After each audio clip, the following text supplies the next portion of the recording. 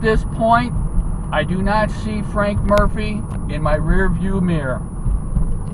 My trip meter on my speedometer now reads 4.7 miles. At this point, I take a right turn.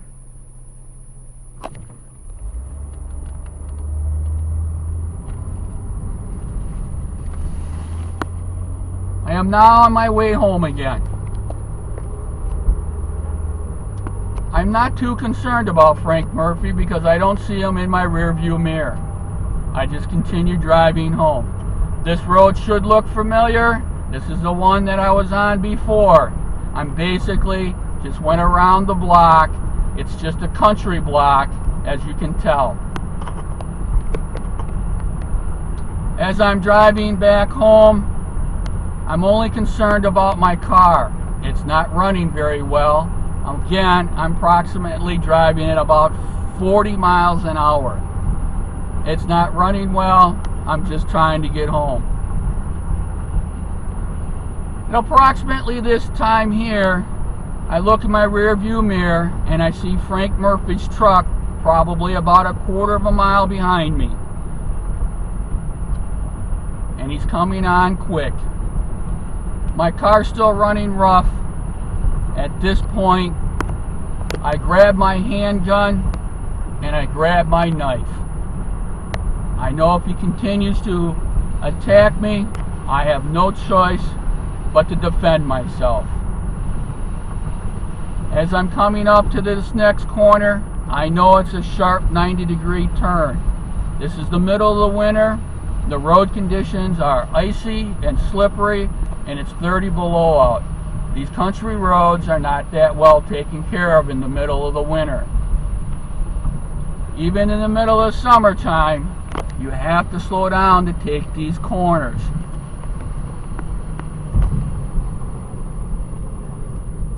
At this point, Frank Murphy is gaining on me quickly. And there isn't anything I can do because my car is not running well. My speedometer trip meter reads 6.1 miles. By now, as I look in my rear view mirror again, Frank Murphy is gaining on me every second. And there is nothing I can do. I cannot push my car any faster. This all came out in court. I told Judge Foster that Frank Murphy attacked me, and he admitted he attacked me in his truck twice, forced me off the road twice. As I'm going down this road, by now Frank Murphy is almost on my ass again. He is riding my ass and he is doing everything he can to pull a road rage stunt on me. I'm simply trying to keep my car on the road and continue to drive. Approximately here, he passes me on the left-hand side. He is now next to me. He is trying to force me off the road again. I'm sitting here just driving along, trying to keep my road, trying to pay attention, and trying to keep my car on the road. Approximately right past this sign is where Frank Murphy pulled my car over the second time. At this point, I am now on the side of the road again. Frank Murphy is next to me. At this point, I take my seatbelt off, I get my gun, my knife, I open the car door, I get my foot on the ground, and I start swearing in every combination I can at Frank Murphy. I don't give a fuck what his problem is. I'm going to shoot that motherfucker dead. This has been now going on for 7.2 miles. This is severe weather conditions, and Frank Murphy is absolutely a nut job. I tell Frank Murphy off. I tell him if he gets out of his truck, I'll fucking shoot him dead. I was not in the mood to put up with his bullshit at all. Frank Murphy leaves. I turn around and I go home. I do not call the police. I do not talk to the police. I do not trust the police. Judge Foster stated and ruled that because I did not talk to the police, you are guilty of disorderly conduct for using the F word for telling Frank Murphy to screw off. During the whole court process, the district attorney tried to force me to take a plea deal. They constantly were telling me that if I would plead guilty to the disorderly conduct, they would drop the trespass to land.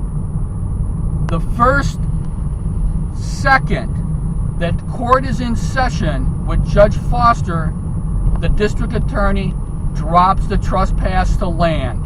They have absolutely no evidence and no proof that I was on the property. Sandra Murphy testified on the stand. She is the 911 caller.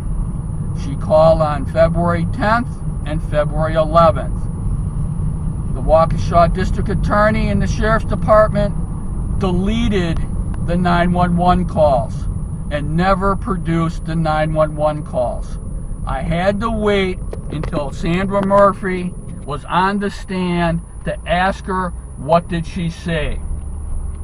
In court, Sandra Murphy stated under oath, I was never on the property. It never happened 2 days in a row. My car was on the road for approximately a minute and left. Her husband, Frank Murphy, never talked to me. I never talked to him. She does not know what I was doing on the road for that minute, but she is the 911 caller. I will tell you this, Sandra Murphy told the truth. I was never on the property. It never happened 2 days in a row, and Sandra Murphy had a very difficult time having to tell the truth on the stand and sit there and pretty much tell the judge and the city attorney and the district attorney that her husband and Wayne Hollingsworth police report is completely fabricated lies. Judge Foster ruled that Sandra Murphy's testimony, Mrs. Murphy doesn't know what she's talking about. Mrs. Murphy is confused. It has been too much time. Mrs. Murphy doesn't know if I was on the driveway or not. And Judge Foster totally disregards Sandra Murphy's testimony, the 911 caller. Judge Foster rules Frank Murphy's testimony is absolutely spot on and correct and justified in attacking me. Judge Foster rules that I provoked Frank Murphy by videotaping his daughter, and that's why he attacked me multiple times through a road rage. On the stand, I stated I was a victim. I wanted to press charges. Judge Foster and the district attorney laughed at me and mocked me for stating that I was a victim of road rage assault and refused to take my complaint on the stand.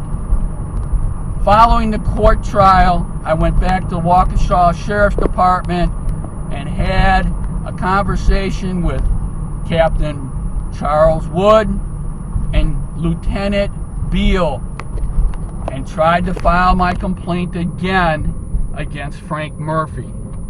This is where I live. I've lived here for many years and I still live here now. When I tried to file my complaint against Frank Murphy with the Waukesha Sheriff's deputies, Woods and Beal, they refused to take my complaint because they were told by the Waukesha District Attorney not to take my complaint.